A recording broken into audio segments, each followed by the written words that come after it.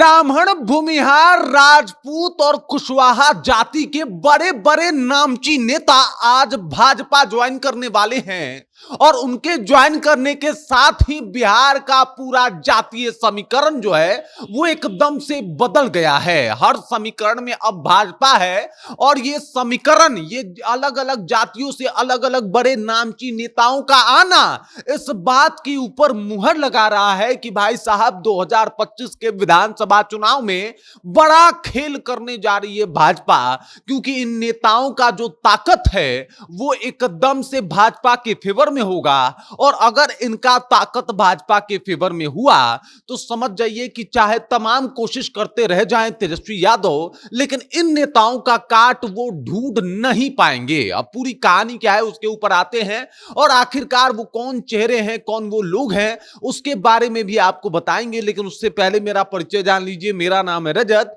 और आप जनता जंक्शन देख रहे हैं। आपको बता दूं कि कई बड़े नेता जो हैं वो भाजपा ज्वाइन करने वाले हैं। पहले नाम ये देख लीजिए, आशुतोष कुमार हैं और इनके बारे में सबको पता है कि भूमिहारों के एक बड़े लीडर के तौर पे जाने जाते हैं। कहीं भी मुद्दा और मामला अगर सवर्णों का हो, भूमिहारों का हो, तो उसमें एकदम से आगे खड़े रहते हैं। और भूमिहारों में इनका एक पैठ माना जाता है, एक अपना वोट बैंक माना जाता है। और आज ये माना जा रहा है कि ये भी भाजपा ज्वाइन करने वाले हैं। अगर ये भाजपा ज्वाइन कर लेंगे तो एक तरीके से देखा जाए तो ये बहुत अच्छे प्रवक्ता भी हैं और साथ ही साथ सवर्णों के नेता हैं, भूमिहारों के नेता हैं। भूमिहारों में इनकी मजबूती जो है, मजबूत और पकड़ जो है वो बहुत ज्यादा है। तो ऐसे में भूमिहारों का वोट जो है वो आ जाएगा किसके पास? भाजपा के पास। और साथ ही साथ एनडीए खेमे में, एनडीए में वैसे ही पहले भी भूमिहारों के बहुत बड़े बड़े नेता हैं। ललन सिंह हैं, इसके अलावा अगर बात किया जाए तो अनंत सिंह है। और अब आशुतोष कुमार के आ जाने से भूमिहार का एक वोट इधर से उधर नहीं होगा और सब का सब भाजपा में जाएगा। अब यहां पे देख लीजिए, आप देख सकते हैं आनंद मिश्रा जो कि पहले जनसुराजी थे, लेकिन अचानक से जनसुराज छोड़ के उन्होंने कहा कि मैं तो शुरू से ही भाजपा चाहता था। ब्राह्मणों के बहुत बड़े नेता हैं और सबको पता है कि इन्होंने जो है वो किस तरीके से अपने बूते पे निर्दलीय चुनाव भी लड़ा था लोकसभा का। हालांकि इसमें उनको करारी शिकस्त का सामना करना पड़ा था, लेकिन फिर एक ब्राह्मण के तौर पे, ब्राह्मण नेता के तौर पे, एक युवा नेता के तौर पे सबने इनको देखा कि भाई साहब ये तो आईपीएस हैं, साथ ही साथ बुद्धिजीवी हैं और इनका पैठ ब्राह्मण वोट बैंक पे अच्छा खासा है। और अगर ब्राह्मणों में अच्छा खासा पैठ है तो ब्राह्मणों का वोट जो है वो सीधे तौर पे भाजपा को ट्रांसफर होगा। और आज ये भी भाजपा को ज्वाइन करने वाले हैं, अभी से कुछ टाइम के बाद ज्वाइन करने वाले हैं। तो समझ सकते हैं आप कि अब ब्राह्मणों का वोट, भूमिहारों का वोट और ये है नागमणि कुशवाहा। इनको आप अगर जानना चाहते हैं तो इस तरीके से जान लीजिए कि कुशवाहा वोटरों में एक पैठ है, इनका एक लॉबी चलता है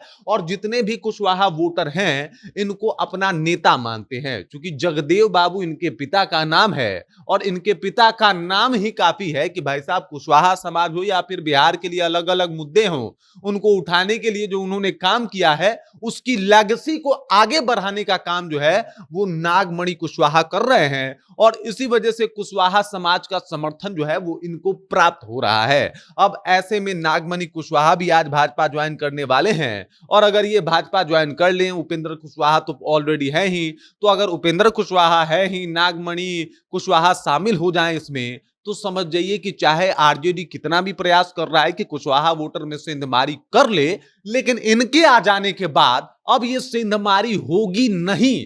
अब ये इम्पॉसिबल हो जाएगा आरजेडी के लिए। और ये भी अब भाजपा ज्वाइन कर रहे हैं, मतलब पूरा तैयारी है। 2025 जीतने की पूरी तैयारी कर रही है भाजपा और सोच रही है कि भाई साहब जो पहले मेरा है उसको मैं मेरा कर लूं और उसके बाद जो है आगे के समीकरण को देखा जाएगा। और अब एक और नाम लेने जा रहा हूं, वो नाम है पवन सिंह का। आरके सिंह से मिले हैं पवन सिंह और माना जा रहा है कि ये भी जल्दी ही भाजपा ज्वाइन करने वाले हैं। जी बिल्कुल, पवन सिंह अगर आरके सिंह से मिले, आरके सिंह और पवन सिंह के बीच में बहुत ज्यादा करवाहट जो है वो देखने को मिली थी। लोकसभा चुनाव 2024 के बाद बहुत सारा करवाहट इन दोनों के रिश्ते में देखने को मिला था और ऐसा लगा था कि भाई साहब इन दोनों में दूरियां खासा बढ़ गई है। और इसका कारण भी रहा कि भाई आरके सिंह आरा से चुनाव हारे थे और इसका ब्लेम, ठीकरा जो है वो पवन सिंह के ऊपर फोड़ रहे थे। तो काफी करवाहट थी रिश्तों में, काफी दूरियां थी इन दोनों में, लेकिन अब पवन सिंह जो है वो गए हैं आरके सिंह से बातचीत किए हैं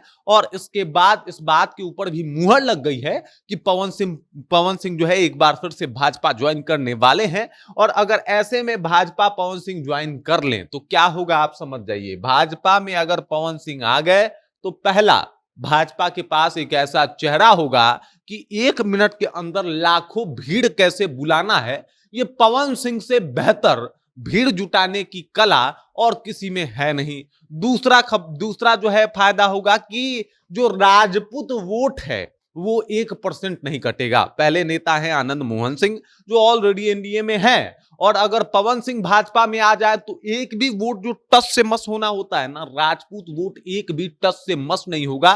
तो ऐसे में सीधे तौर पे जो ये 14-15% वोट अभी आपको दिखाई दे रहा है, सीधे तौर पे 15 का 15% वोट जो है वो अपने नाम करती हुई दिखाई दे रही है भाजपा। और ये सब कुछ ऐसे ऐसे नेताओं को जोड़ के और इकट्ठा करके जो है वो करने का काम कर रही है। भाई विधानसभा का चुनाव है, कोई चूक चाहिए नहीं, और ऐसे में भाजपा ने सोचा कि किन किन नेताओं को लेके आऊंगा तो काम बन जाएगा।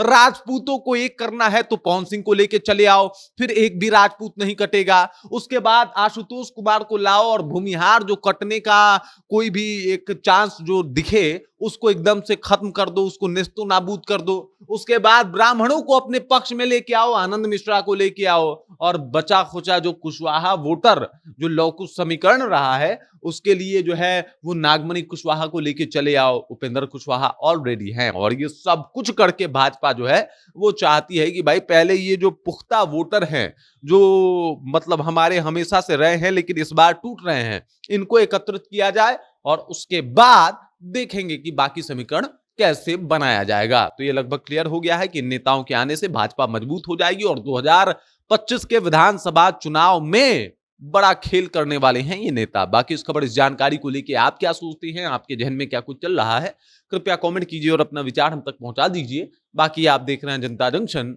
और मेरा नाम रजत है।